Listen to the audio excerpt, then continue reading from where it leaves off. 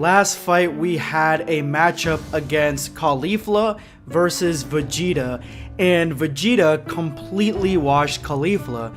In this chapter we're gonna find out why. Now real quick, if you did miss my last chapter, I have the entire series of Goku training Caulifla in a playlist that's gonna be in the description below and the top comment. Don't forget to check that out.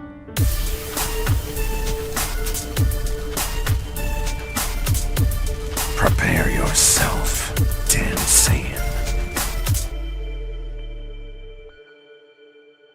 If you are new to the channel, make sure to hit that subscribe button and turn on notifications. That way you never miss a video. These are today's hashtag End of Video Squad winners. If you would like to join them, make sure to watch till the very end of this video. Drop your comment with the hashtag End of Video Squad for a chance to be featured in my next video.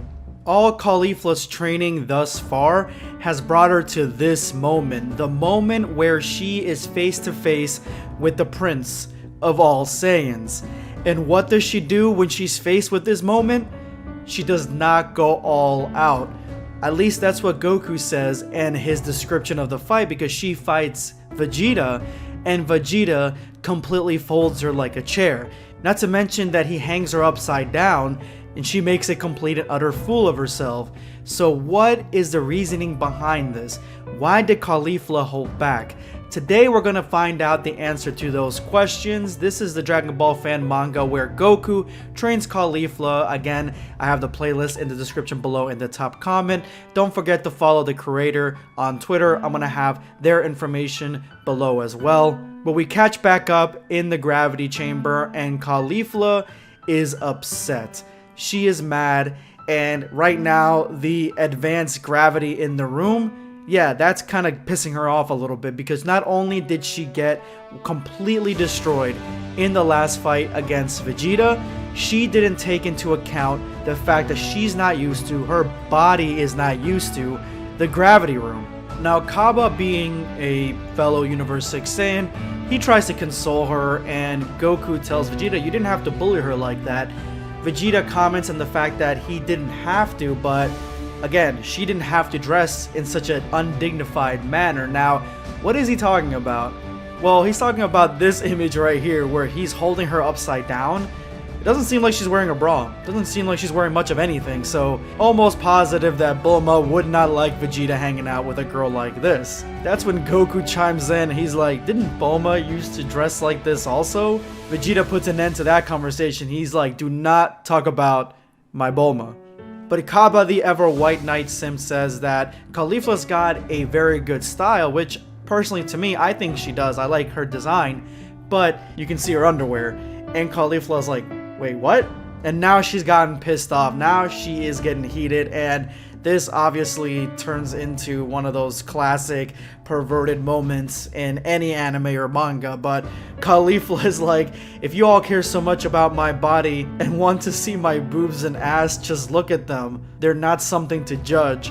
And this panel in particular comes kind of out of nowhere, because Caulifla hasn't really acted like that in the entire chapter, the entire fan manga. So I don't understand where this is coming from, but I guess it's one of those fan servicey moments that the creator just added into this Dragon Ball fan manga, you know, to please the more cultured of us, and I don't mind it too much. Goku really doesn't give a shit whether he sees her underwear or not, apparently.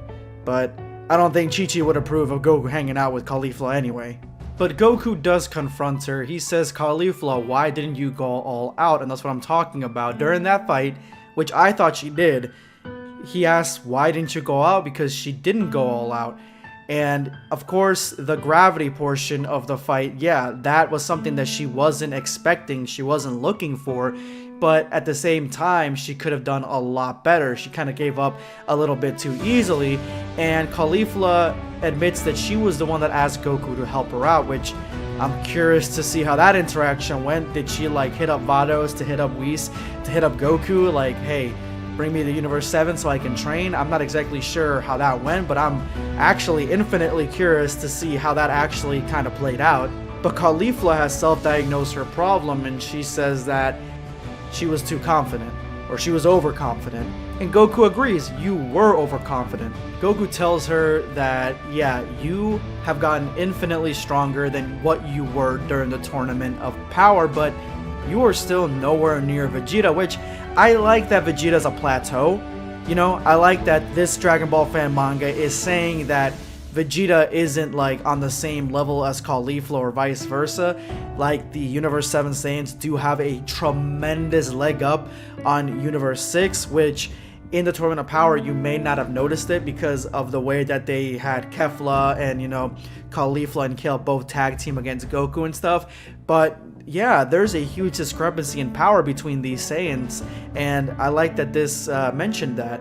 Now, he does say that she has confidence, but if she does not go all out against Vegeta, Vegeta is not going to take her seriously. And Vegeta chimes in with, it's okay to be confident, but don't be disillusioned with your self-confident and then become too confident. And you can see that Vegeta is remembering his actions when he was Majin Vegeta. He fought Goku and he felt like he was untouchable at that point. He felt like the Saiyans, both him and Goku, were way too powerful, and it ended up being that Goku had one more transformation as a leg up over Majin Vegeta. And then Goku reminds him of how when they fought Boo, and I think where he was going with that, because Vegeta cuts him off, I think he was going with the whole Vegeta had that inner monologue where he was talking about Goku being stronger. And if I remember correctly, I'm pretty sure Vegeta had that monologue on the inside, but Goku is bringing it up in this fan manga, so it could be that maybe he overheard some things or something along those lines, like, you know, Goku or Kakarot, you are the best. But Vegeta says that the difference is that, you know, he wasn't in love with himself the way that Caulifla's in love with herself, which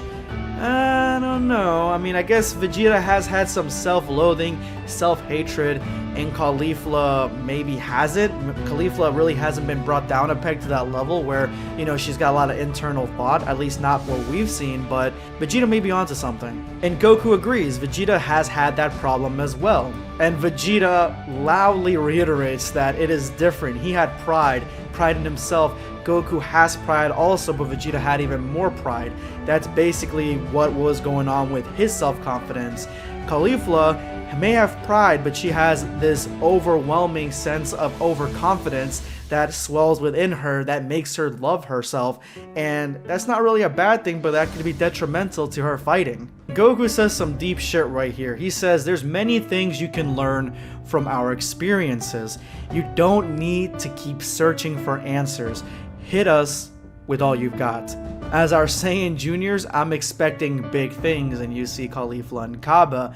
And now that I'm seeing the differences between these two panels, not only do I love what Goku just said, because it's something that he would have said in like Dragon Ball Z, very stoic, very heroic, very coherent, but you can see the difference between Goku and Vegeta. Goku and Vegeta are obviously in their 40s, and Kaba and Caulifla are in their 20s. Vegeta comes back with, I'm not as soft as you. Kaba, if you take this fool's advice, you'll end up as soft as he is. And Kaba agrees, but Kaba is sort of soft. He's not like Vegeta like at all. He's more like Vegeta's brother if anything. And then he gets Caulifla's attention and says, your last move wasn't bad, which if you remember from that fight, Caulifla's last move actually almost landed on Vegeta. This brings a smile to her face, and she says next time she's going to land a blow on him. And then she calls him master. And this chapter finishes with a Vegeta saying, don't get cocky, and that is the end of this moment. I'm really enjoying this Dragon Ball fan manga because I like this story that's developing between not only the relationship between Goku and Caulifla, but now we're seeing a little bit between Kaba and Goku and Vegeta, and just all of them interacting together and giving them more depth, something that we haven't gotten in Dragon Ball Super at all. So I like these Dragon Ball Super fan mangas in that way, plus a little bit of fan service never hurt anybody. I want to thank you guys for all your support. If you made it to this point in the video, you are now part of the hashtag End of Video Squad, so make sure you drop your comment with that hashtag for a chance to be featured in my next video. Today I'm going to be responding to Cheesy Fry 79. I like how the author made sure this fan manga was different than the other Dragon Ball fan mangas. Yes, Rising Fist All Man Goku fan manga, it's a short one, but he has focused a lot on characterization and story over fighting. There really is only one fight that we don't get to see in it, but the fight is not what's important. What's important is the story between Goku and his relationship with not only Vegeta, but also Chi-Chi as well. So that's the reason that his story is so different. And I've talked to him before, again, he's my boy, and he's told me what he actually looks in when he's making these fan mangas. And again, story and characterization, all that stuff is what he focuses on wholeheartedly. But thank you so much for your comment. This is going to be Blackscape signing off. Take care, guys.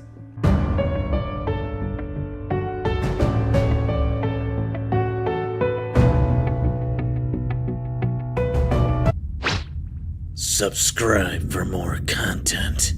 Or perish.